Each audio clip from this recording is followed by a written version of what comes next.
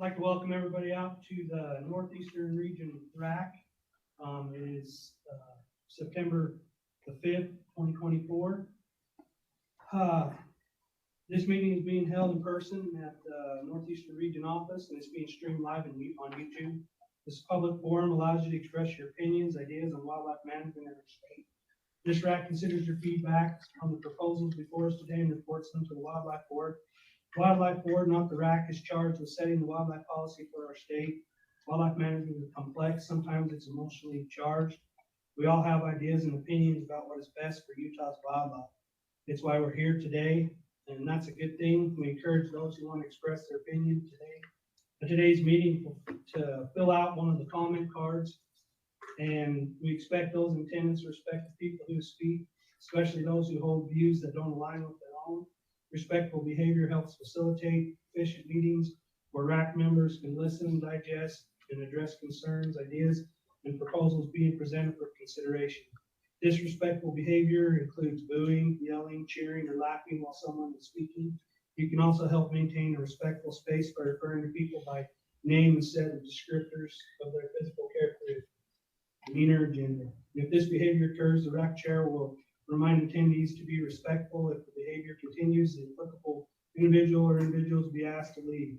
Lastly, please help reduce distractions during the meeting by putting your cell phone on silent. And if you need to take a call, we ask you to step outside. My name is Drew Zoline. I'm the RAC chair. I represent sportsmen. We have a few RAC members who are absent. I'd like to excuse them. Also like to point out, Randy Dirk and Gary Nelson are online from the RAC board. I'd like to thank all the DWR employees that are here, help put this on. And we'll go ahead and start with RAC introductions. We'll start down there with Eric. Eric Major representing the public. Richard Mueller representing the public. Mark China was representing non-consent users. Natasha Haddon representing the U.S. Forest Service. I'm Miles Sanders. I'm the regional supervisor for regional wildlife. Nathan Straightwell representing the public. Dwayne Davies representing agriculture. Rebecca Jones representing non-consumptive uses. Hi, I'm Renee Arcee. I'm filling in for Jordan McMahon, who is not able to make it, and I'm representing the All right, we'll move on to item 2. Everybody got the agenda? And Brad's online. oh, Brad. Sorry, Brad, missed you there. You want to introduce yourself, Brad? Yes, I'm Got you on mute, Brad.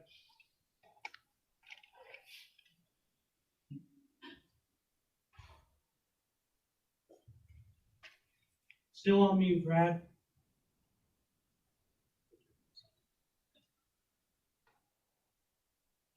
Okay, Brad Horrocks, he's representing UNT County.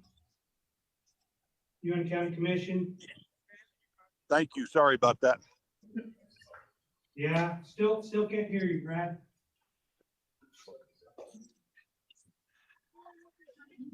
Okay, we'll go ahead and move on to item number 2. Everybody had seen the agenda and the minutes from the last RAC. Is there any changes or anything anybody needs to see? I have approval of the agenda and minutes. All those. Okay, got a motion. Is that a second?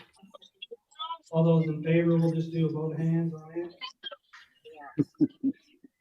Looks like it passes unanimously. Okay, we'll move on to Wildlife Board meeting update. There was one on Thursday, June 13th. It went over the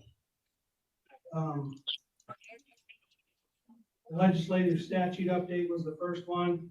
There was a motion that the asked division look into guides and outfitters obtaining special use permits on WMAs and to look at implementing a fee for non-consumptive users. This is to be placed in the action log.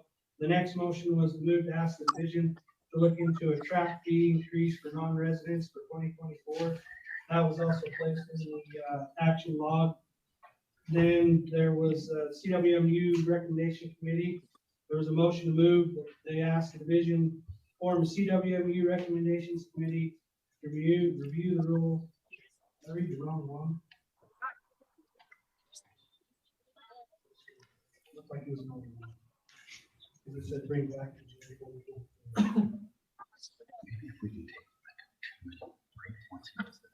No. Anyhow, I moved, we asked the division to form a CWA recommendations committee, review the rule and bring back recommendations to the board, June 2025. Committee should consider the rule as equitable for both public and private parties. Needs to be incentive-based program, encourage CWs to build handlerless harvest. Tools need to be placed to encourage CWM operators and division to obtain necessary harvest for unit objectives. Rule needs to be addressed continuous lands. Set requirements for trade lands. Land traded needs to be comparable, fair, both public and operator. Trade land needs to be posted with common signs such as that public can easily recognize it.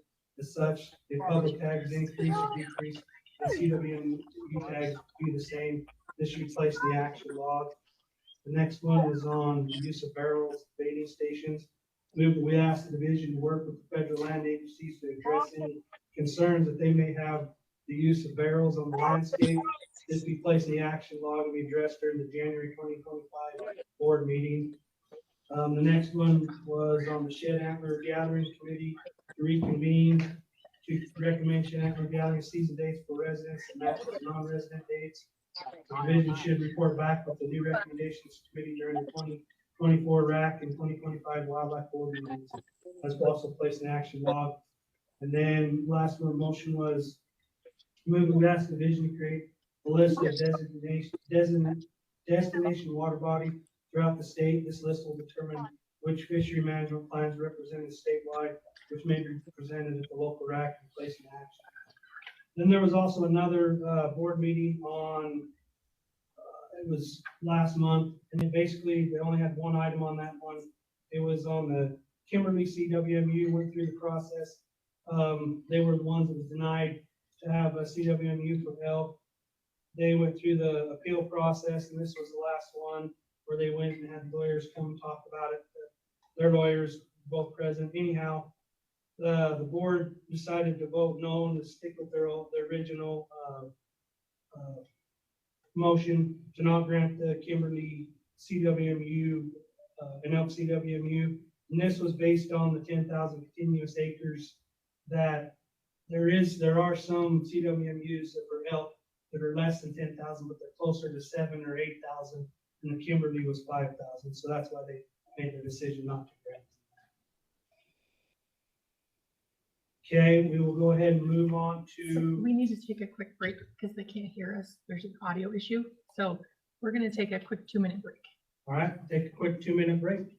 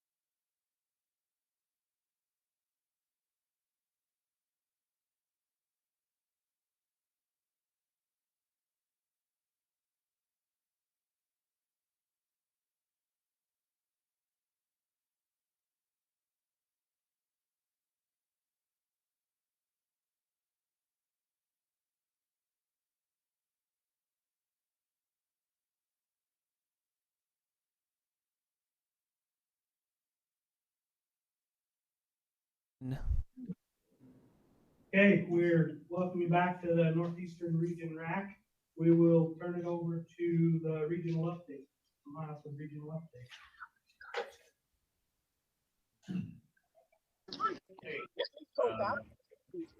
Been a really busy summer for us, of course, really busy year round, it seems like these days, but a lot of good work been going on, so I'm excited to share some of the accomplishments that we've been on the last little while, and this is just a few highlights. So, anyhow, let's go on to the next slide. Got a number of wildlife events that are either just happened or coming up. One of the events was the hummingbird banding event held August 3rd up at Red Canyon Lodge. It's a place where the public can come and watch professionals band hummingbirds. To learn more about their movements, a lot of these hummingbirds are already, in early August on their way back from Canada and northern places, so they're already starting to head south, and so it's a good time to catch basically all 4 species of hummingbirds that you expect to catch in this area, and I think they did catch all 4 of them. So that's an interesting event. There's over 141 people attending. So we've had this event for a few years now, and it's still widely popular with the public. We get people all over the state coming, so that's pretty interesting. Just gonna announce we won't have the kokanee salmon viewing day at Sheep Creek this year again, but there will be viewing opportunities at Strawberry Valley. We'll be focusing on spawning operations at Sheep Creek again this year to capture kokanee and pick eggs for the hatcheries. So that'll limit the amount of viewing in the creek this year for the public. So go on to the next slide.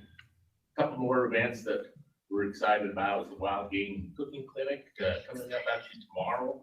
That's going to help in conjunction with UP Tech over in Roosevelt, and they'll be preparing a few different dishes out of elk, and the public that attend will be able to sample some of those different dishes, and actually build the home with the recipe cards for those as well. So we just ask that you sign up on Eventbrite, and you go, I think, to our Facebook page, should have more information for this as well if you want to sign up.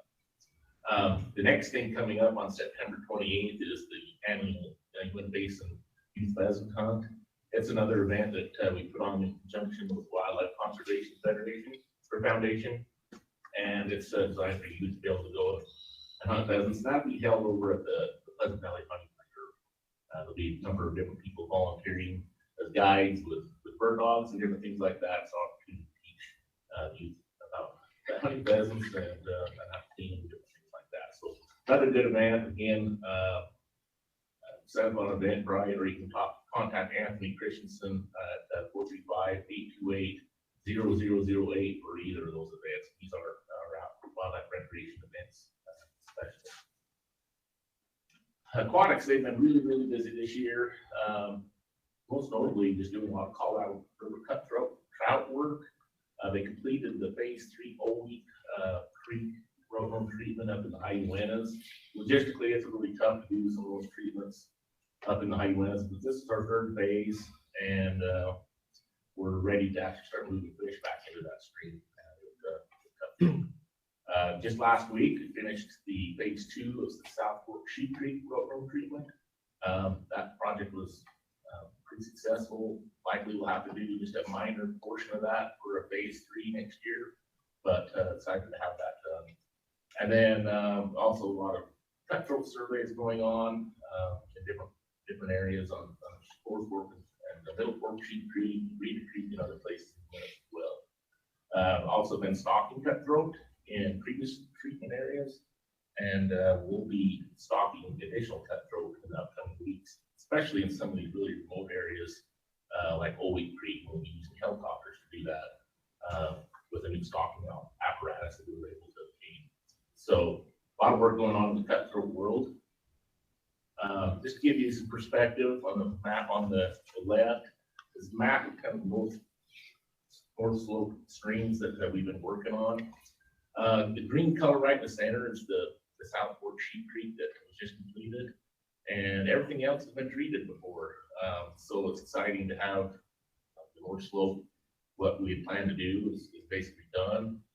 In the future, it looks like we're going to have to go back into the North Fork and the middle fork, possibly do some additional treatments in those areas. But for the most part, the big, large-scale treatments, I think we've been able to accomplish most of those. So we monitoring those and continue to restock with cutthroat, and also a lot of the lakes that we're putting things like tiger trout and different species in there as well. So map on the right just gives you an idea of the Obi Creek up in the upper Lake Fork drainage. It's a very complex area to feed these treatments in, but we're happy to have that completed for stocking. So it's exciting to go back. Just a photo on the left to show some of our staff with buckets and aerators, getting ready to head out to go stock fish in some of these streams and ice. So we cut them with stocking. Just a kind of quick update on Flaming Gorge. Just recently completed hydroacoustic surveys. Those that don't know about hydroacoustic surveys, it's a sophisticated sonar device that detects targets underneath the boat, and then you actually drop a large purse net trawl down in that water column, and it basically allows you to identify what species of fish that the acoustics sonar is picking up. So we come up with population estimates for fish doing that. And this is used to assess kokanee salmon populations. Unfortunately, kokanee numbers continue to decline from last year, and it's down 52% overall 10-year mean. The 1-year-old fish numbers actually look pretty good this year compared to what they've been the last couple of years. 2-year-old fish numbers were really low.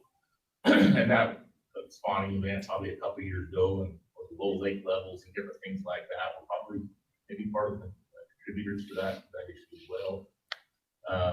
But most notably, the kokanee abundance was lowest in the Wyoming end of the lake, which coincides with the areas that have the highest numbers of small lake trout. The canyon portion of the reservoir, you got good abundance of kokanee. Going to the next slide. I showed you the picture on the right before, but I'll show it again, and this has a lot of implications for some of the things that are going to be discussed tonight. But on the left, that's an example of some of the young kokanee that are being captured in the trawl nets. That's what we're trying to detect and understand. And on the right shows a small lake trout that has consumed one of those. And, we feel like these small lake trout are having a big impact on these small kokanee at this stage of their life. Not so much the large lake trout, but these small lake trout really have an impact on the young kokanee for sure. Next slide. So other things going on aquatics, surveys in Lynn Mountain lakes that were stocked with tiger muskie to help control southern brook trout. Had muskies up to 27 inches long detected, so that's pretty cool. You never know what you might catch from the high winds down. So that could be pretty exciting to catch a big tiger muskie while you're up there. Did some forage net netting at Starvation Reservoir to evaluate the forage base this year, and the small yellow perch numbers look good, so that means that we'll have food for walleye in there. So that's exciting. Another news with our native aquatics programs, we've actually been transferring up to 100 flannelmouth suckers from the Green River to Red Fleet Reservoir to help provide genetic diversity in that reservoir. Flannelmouth suckers is one of our species of greatest conservation need in the state, so it's good to help bolster that genetic base in Red Fleet, and they also provide a forage base as well. So we did detect young of the year Colorado pike male in the Green River. We'll be doing some additional surveys coming up for those just to help understand how our recruitment for Colorado cutthroat may look, or Colorado pike male may look in the future. And then lastly, we'll be starting training at Stewart Lake soon to assess razorback sucker production. That wetland is proving to be very, very important for larval razorbacks to be trained into that and to grow out in the summer. It's be a very, very important place for that for life cycle. So Our habitat section, they're still doing lots and lots of work, finishing up full up treatment on Lear Ridge, just wrapping up.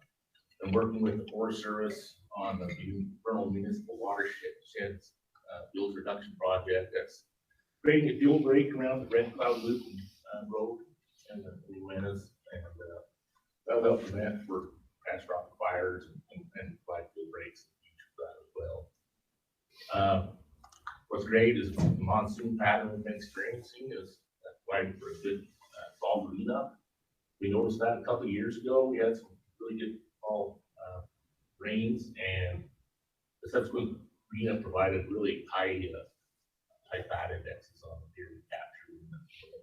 So I think I mentioned it both before, but the fatter these deer go into the winter, the better chance they have of surviving. So that's important, and that's good to see.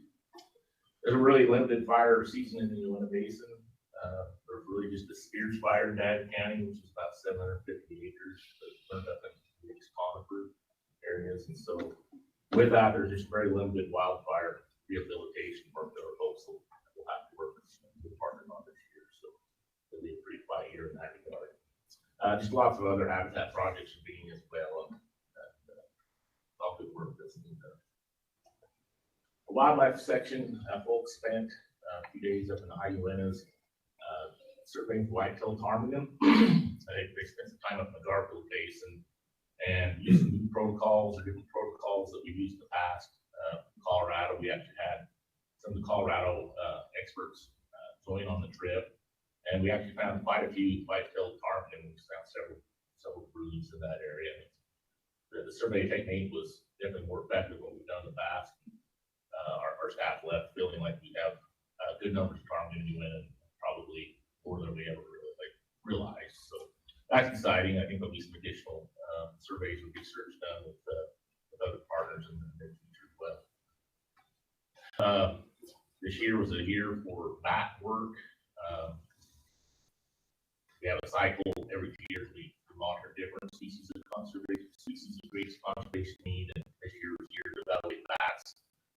Do it two ways. We either put out acoustic recorders that record the vocalizations of bats, and then you can identify the species based on that, or go out and actually put nets over ponds and different sources, water sources, and net the bats and evaluate that as well. So that's wrapping up, and there's actually several species of bats that have it in basins. It's kind of interesting.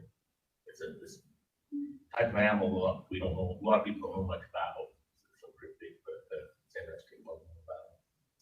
That's a busy year with nuisance bears as well, so we're just encouraging campers to continue to keep the camps clean in the fall. Bears will actually ramp up their consumption of food to try to store fat for the winter. Not out of the woods for yet, so we'll hope that we'll get through the rest of the year with minimal problems. Then our depredation staff just continue to work with landowners across the region where damage is extreme across the cropland.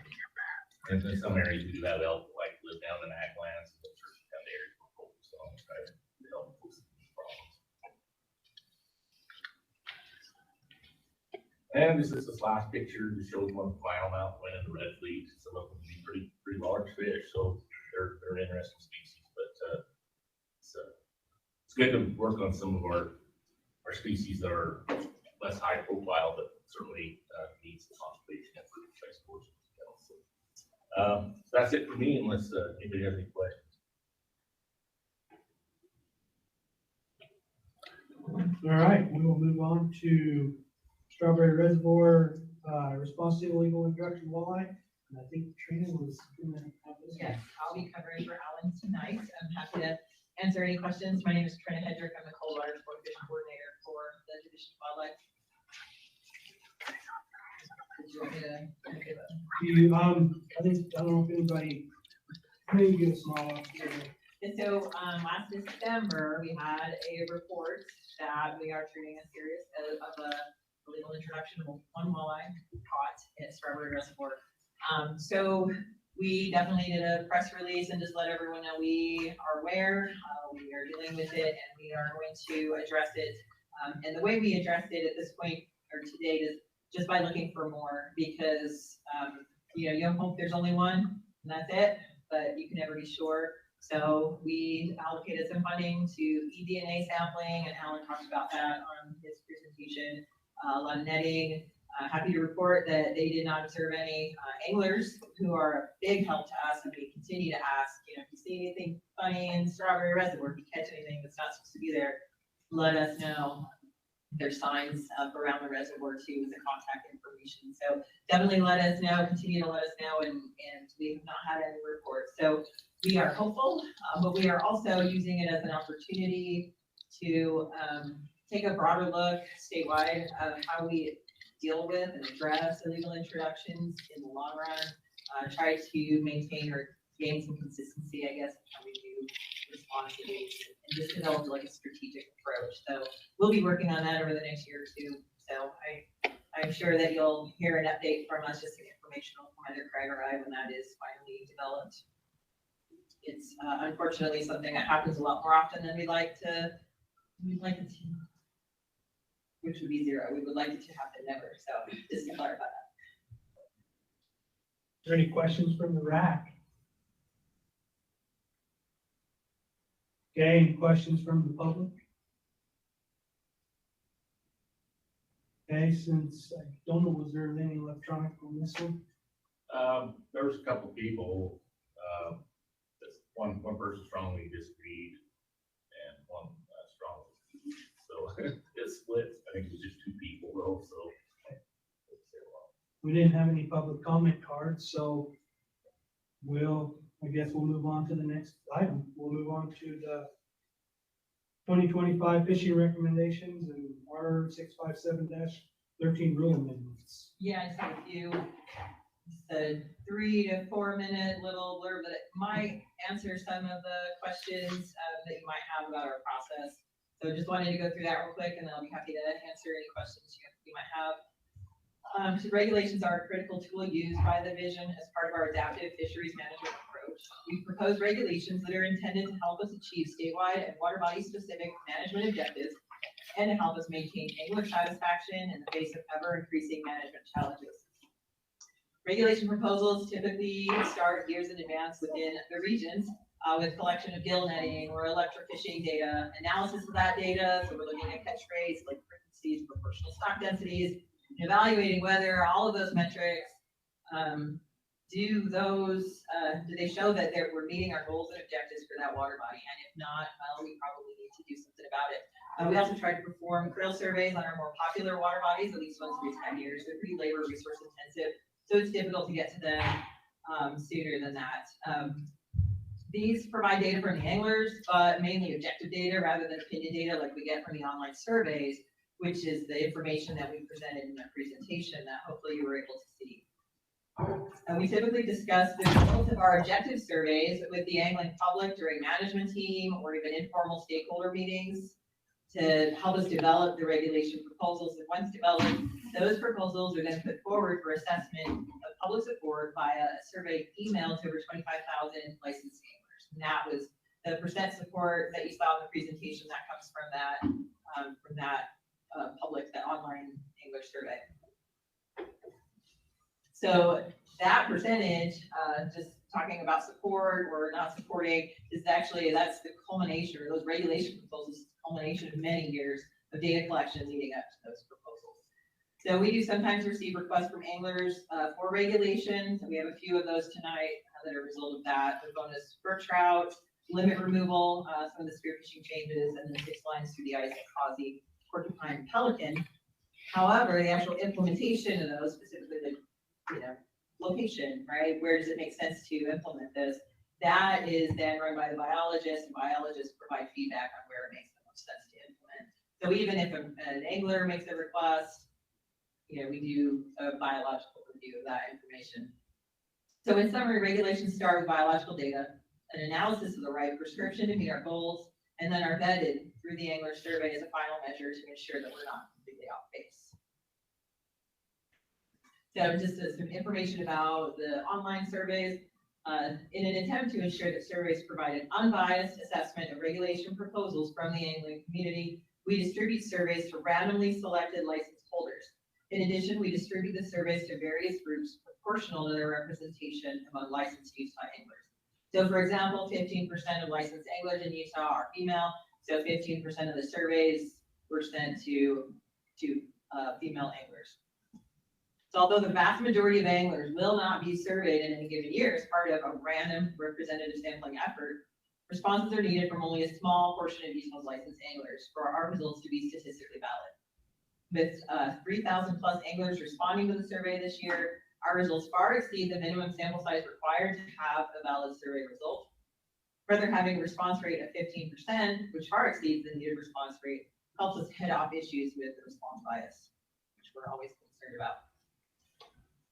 And then one final thing about Flaming Gorge, you saw a lot of regulation proposals, just changes for Flaming Gorge Reservoir.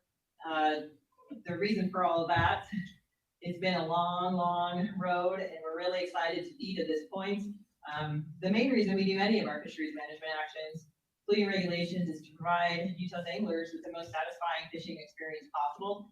Our effort to establish greater consistency across state lines at Flaming Gorge is designed to do just that. Our belief is that consistency in regulations across state boundaries will minimize confusion and limit the likelihood of angler violations at Flaming Gorge Reservoir. So the proposals that we are presenting to you for specifically for Flaming Gorge, they would be implemented in 2025 if approved. They're the culmination of nearly 8 years of negotiation and collaborative efforts. It's been a long road for sure. We're really excited to be able to present them to you tonight and hope that they meet with your approval. Thank you. And I'm happy to answer any questions. Thank you. Any questions from the RAC?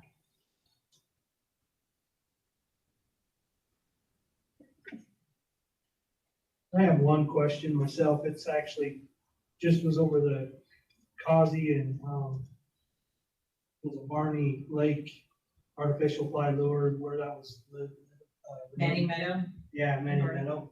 How did that recommendation come about? Was that in the public survey as well too, or? So that did go to the angler survey, and as you saw in the presentation, I can actually pull that up. There was, it was mostly support for that. Received more than 85% support. And so when we look at that, like we can look at artificial fly lure anglers, their preference, right? Because when we send out the angler survey, we say, what type of fishing do you tend to do? So we can drill down and we can look at the locals. We can look at artificial fly lure. We can look at cutthroat anglers or trout anglers and just see. And then instead of presenting all of that, that would have been a very long presentation. We just basically put the lowest amount of support on the slide. So you can see that every other group, there's one group that supported it, 85% of them supported it, and every other group supported it at a higher rate. So that's why you just saw one, but we can drill it down to different user groups. So it's Manning Meadow and Barney, and that came from the regional manager and the biologist down there. And what they're seeing there is an overabundance of cutthroat at Manning Meadow. And so they just wanted to open it up as an opportunity for more anglers to be able to go in and enjoy that fishery. And then opening it to bait anglers do tend to harvest more. And so that fishery can definitely handle a little bit of harvest. Might even do the fishery some good. And then Barney, that regulation there is because it's so close to Manning Meadow, and the special regulations were put in place because it was so close to Manning Meadow. It just didn't, there's no reason to have it as an artificial fly lure only if we're changing Manning Meadow. That's a question. Any other questions from the RAC? I guess I had a question on the Barney, keeping that subject. Does it have more winter kill tendencies? Like, is its fishery as healthy and robust as Manning Meadow, or would you say it's? So I'm not as familiar with that area that is further south, but yes, I do know that has winter kill in recent years. And so the restocking effort is kind of started. So I would expect those are probably smaller fish at this point. Yeah, it does have winter kill issues. I thought few comments about from the public, and we got an email about the whole site, the ice whole site. It's like Gorge. Does this vision feel like there's a risk to the public? I guess we had one about four-wheelers and kids maybe causing. When we talked with Wyoming about this one, first of all, we were surprised that this did become the issue because it's kind of common all the rest. So we were a little bit surprised. Yeah, when we talked with Wyoming about this, the issues that they see on the gorge are the same issues that we see, right? Pressure ridges, springs that thin the ice a little bit, and so you can be walking on safe ice, but you might cross something that's not safe, and you don't even know it because the ice is thin, right? So those are the issues that they typically see, and the reason that they've never needed a restriction. So Wyoming literally does not have a restriction. So we thought that this was kind of an easier one to say, oh yeah, we can just meet Wyoming's regulation and gain the consistency that way. So we are concerned about people being on the ice, but the concern is there regardless of the ice size. You know, we want people to be safe for sure. And 18 inches is large too. So. And in fact, Wyoming, what they said was people tend to take, you know, and this is just in general, right? Not everyone, but they'll take their 10-inch auger and do the clover leaf, right? So you'll end up with a hole that's about 18 to 20 inches. So I don't know that the holes that they see on Flaming Gorge on their side are much bigger than what we allow. I was gonna ask that question too, like, cause I often will see like the two either 10-inch holes right next to each other, but I mean, the purpose behind that, right, is the guys that are catching the bigger fish. Right. I haven't been there a lot, but do you see those bigger holes mainly for that group that's targeting the large like trout out away from the places? And I don't know. Is there like a certain area that you see that more than others? Ryan might know too. Can I defer? I don't know the answer to that. Should we bring Ryan up or? We can hear him from here. Yeah, that's exactly what they're doing. They're targeting big lake trout over deeper water, you know, main channel ridges and humps, and just trying to create an ice hole that's a little bit easier for them to land those fish. I mean, you can actually squeeze a large lake trout through a really small hole, but it's getting them to turn their head so you can actually get them to come up. Like Trina said, you know, they'll actually auger holes next to each other, but then you also see some people actually make it a little bit bigger with like an ice saw. But 20 inches is probably like the max that I've ever seen, and it's kind of overkill in some instances. I mean, maybe it's more of a comment, but I don't know if those kind of holes are gonna be where the family's gonna walk out. But I do, yeah, that's more of a comment. That's what you're seeing too, though. That would be the user group needing those big holes or targeting that species.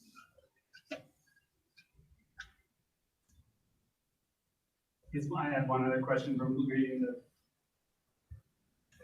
there was a few users that mentioned barbless hooks on the green. Is that something that was looked into? That is something that we have looked into every now and again since 2016. So that group has requested that we look into it, and what we've done, and Brian has taken the lead on this, and so with our Green River electrofishing, we're electrofishing a mile of the A section, a mile of the B section. Of course, that's sampling, right? But we did in 2016, 2021, and 2023. We just looked at while people were handling fish and taking lengths and weights, look for hook scars, look for any kind of indication, you know, that people are ripping lips, right? Because barbless hooks are going to be, they're going to get hung up. That's the point. So what they found was in 2016 and 2021, and those surveys looking specifically for damage to the mouth area, it was about 10% of the fish that they sampled. And then in 2023, it went down to about 8%. So it is a small portion of the population, And the concern has never been a biological impact. We're not worried at like a population level impact. It's not increasing mortality. It's just, it's scarring lips and mouth tissue. And so we just haven't, I guess what we've kind of worked out with folks is that we'll take a look at it. We'll keep taking a look at it every other year or so, just to make sure we don't lose sight of it. If we do see a serious issue that where it increases significantly, then it's probably time to address the issue.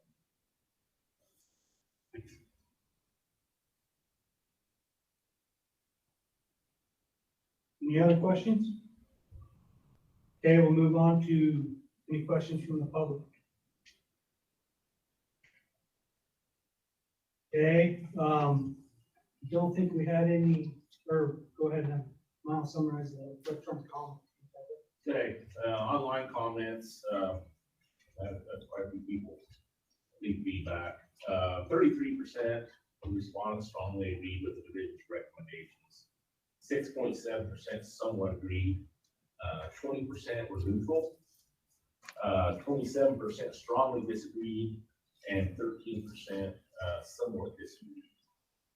So there were a few comments that were left, so I'll just kind of go through some of those real quick, just for every, what those were. Of course, all the RAC members did see those, but there were 3 people that made a comment on a single harmless scope 17 or planning board. I felt like we wanted to see that. Other variety of comments, one person indicated they wanted to see a reduced coping limit on strawberry for 4 fish, 2 fish. They felt like the angling was having an impact on coping numbers at strawberry. They also wanted to see the coping season at strawberry adjusted to August 1st to October 31st being closed to take the coping. There was a comment about removing the slot limits statewide on cutthroat trout. And then a spear angler supported the spearfish regulations, but they asked that wildlife board sees sport fishing as not only a management tool, but also as an integral and equal part of the English community. There were 2 people that specifically addressed the ice hole size at Flaming Gorge. They were concerned about safety. And then we did have somebody oppose the proposed changes at Manning Meadows and Barney Protect Monteville cutthroat trout food stop. Another commenter wanted to make sure that the lake trout changes at Flaming Gorge were into effect at the same time as Wyoming. Incidentally, Wyoming was into effect October. Another person agreed with the lake trout proposed actions on Flaming Gorge. And another respondent did not agree with the warning coping limit at Flaming Gorge due to lake trout being the problem, not anglers. Another comment about non-toxic weights should not be allowed on the Green River. And then two people were concerned about removing the bonus brook trout limit of 4 fish in the Uinta Mountains. And they were concerned if some of the areas where brook trout were not exact, that we shouldn't be doing the rangers to harvest those. We had a person that didn't agree with reducing the bluegill limit at Pelican Lake. Felt like we needed harvest to leave that limit higher. And then another person commented that the wasting of small lake trout should not be allowed. So I think that's the bulk of kind of the summary of the specific comments that we're seeing. Don't believe we have any comment cards, so no public comment there. We'll move on to the RAC comment discussion.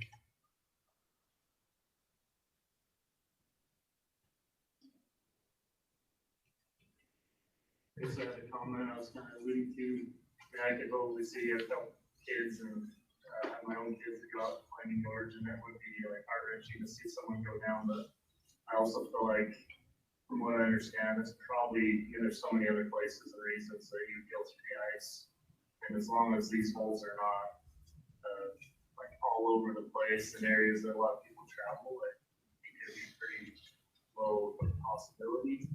But I guess, and maybe this is a question again now, but I was just wondering, maybe there's a way to help mark those locations. That's probably been discussed before, but it's kind of hard because the winds will probably just put it in make a blanket. You never know if something's in there. Yeah, getting the marking, I mean, it definitely has come up. It's just how, like you said, how you mark it so that you know for sure that the next person who comes along before it refreezes. Because some years it will refreeze quickly, right? And in some locations, maybe really north to go, maybe two. Yeah, but then you also, part of the goal was to come in line with Wyoming. And then if we marked it and they didn't require marking, so we would have to work with them on something like that. And I think we would, it would definitely require like, figure out how to make that effective.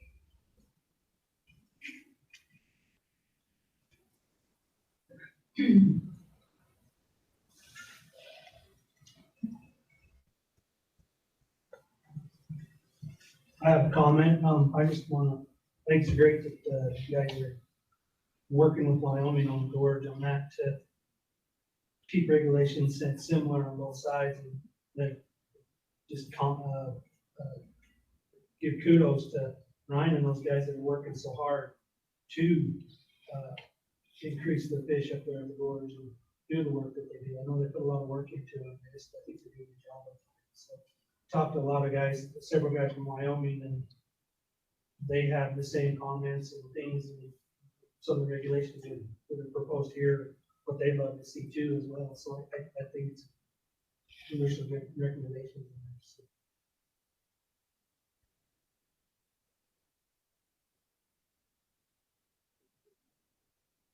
Okay, if there's not gonna be no more discussion, I'll take a motion. There's a motion on any of it.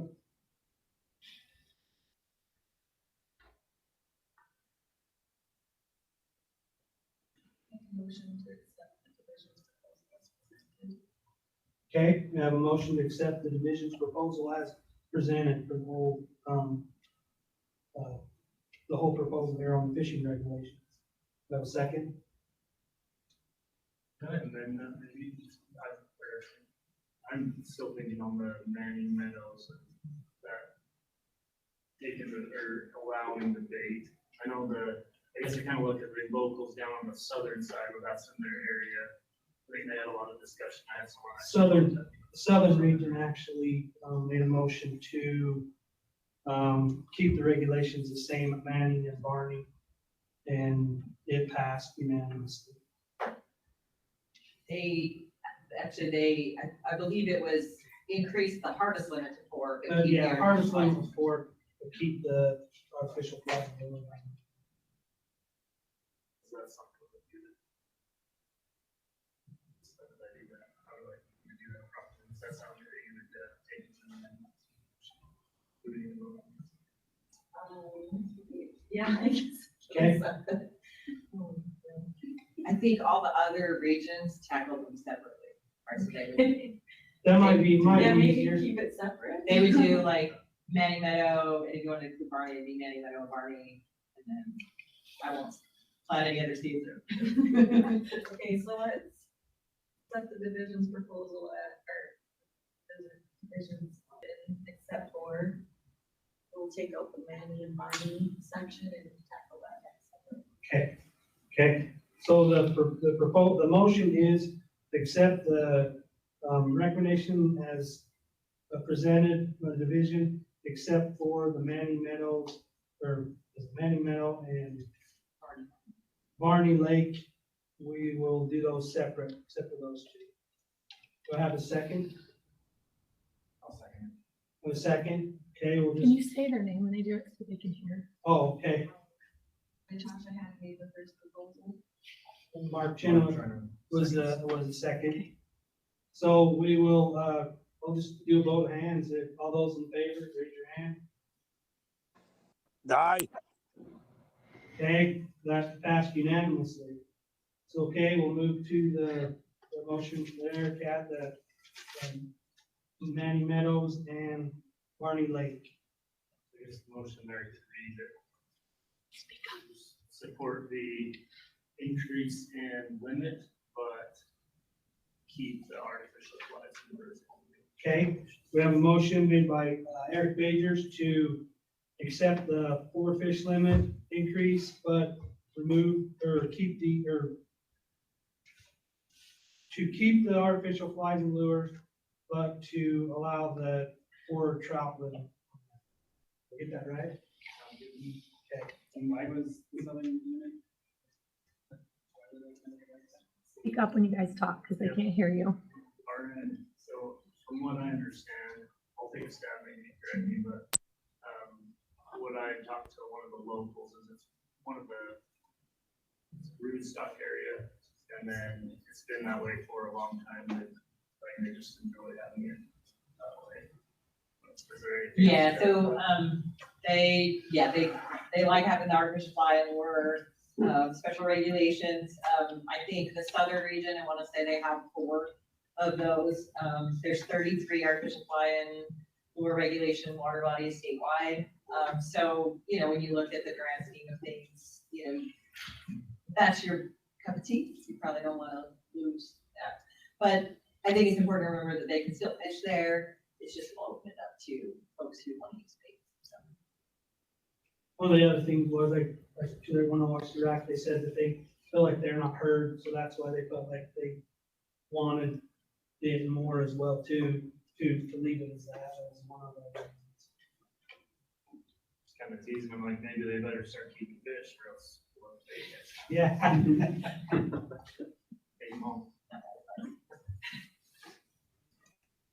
So I have the motion, but I have a second on the motion.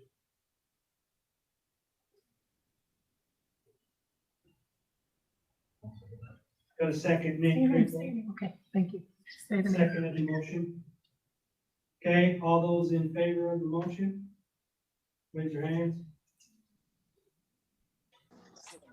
Aye. Okay, those opposed? We have 2 opposed. You guys, I read mine the first time, sorry. okay, sorry. One opposed.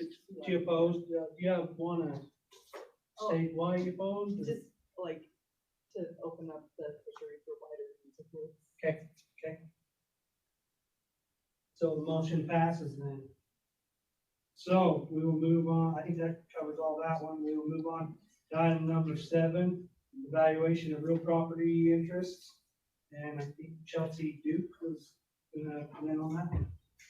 Yeah, hi everybody, Chelsea Duke. I am the Wildlife Lands Program Coordinator from the Salt Lake office. My team handles all the real property that the division owns and manages across the state. So the rule proposals before you are one of the rules that's required by Utah state law that says we have to have this rule about essentially paying fair market value. So we wanted to make some updates to this rule to clarify expectations for our staff, what's required by law, and how we go about acquiring, disposing, and exchanging real property. Our main changes here to this rule were mostly cosmetic, pulling that section apart to make a clear distinction between the acquisition process, the disposal process, and then the exchange process says do both of those things. So that's really the meat of what we're trying to do with this rule, and I'm happy to address any questions or concerns you might have. Any questions from the RAC?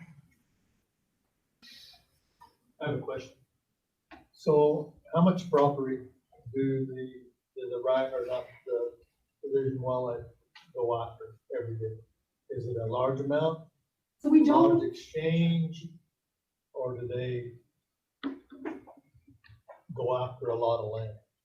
So we do not target properties. We have no set acquisition priority list. There's no set amount that the division is going to pursue in terms of acquisition. Most of our acquisition opportunities are actually landowners coming to the division saying, I'm interested in selling our property. It's maybe adjacent to an existing wildlife management area, or it's a large area that they would like to see conserved, either for wildlife habitat or for hunting and recreating opportunities.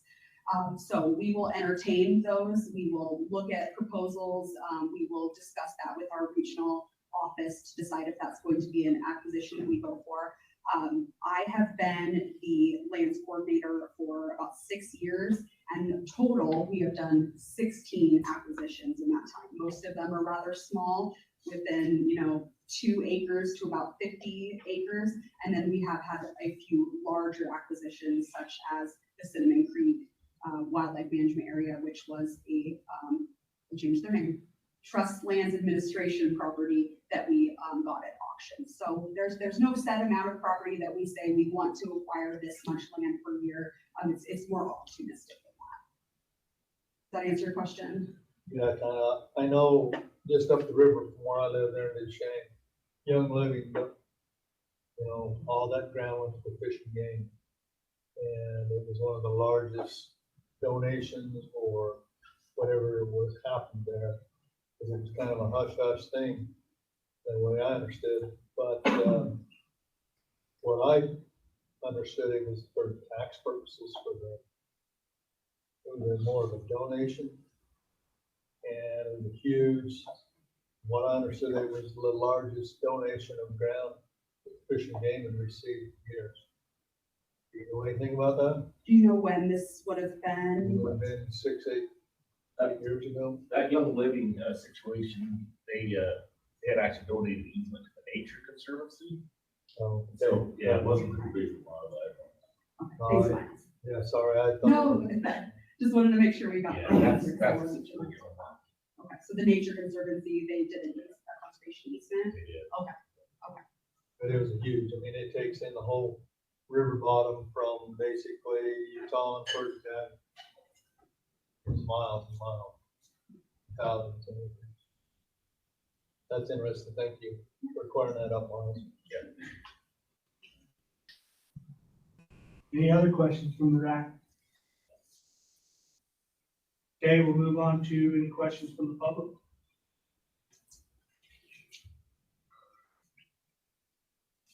Okay, you didn't have any electronic comments on this one, Mike? Nobody let me send feedback, nobody actually let the order not support, vote either. Okay. And I don't see any public comment cards. So we'll move on to RAC comments discussion on.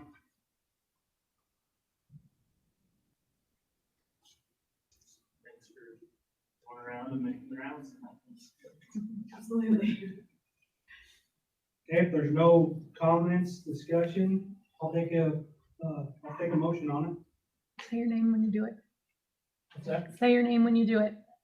Natasha Haddon, I'll make a motion to accept the proposal as presented by the Division of Wildlife. Today, we have a motion for accept the presentation or the proposal by the Division of Wildlife and the Dutch County. Do I have a second?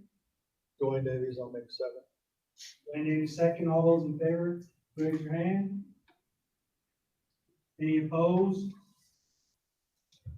Okay, motion passes. Do you want Brad's vote?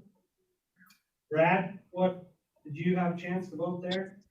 Well, I thought I did, but maybe I didn't, but yes. Okay, I figured, so. Okay, I just want to say, thanks to everyone that helped put this on. There'll be the next wildlife board meeting is September 19th. And our next RAC meeting will be November 14th at the UN Conference Center. Do I have a motion to adjourn? Make a motion to adjourn, Natasha Haddon. A second? I'll second her motion, Rebecca Jones. Okay, all right, we'll adjourn then.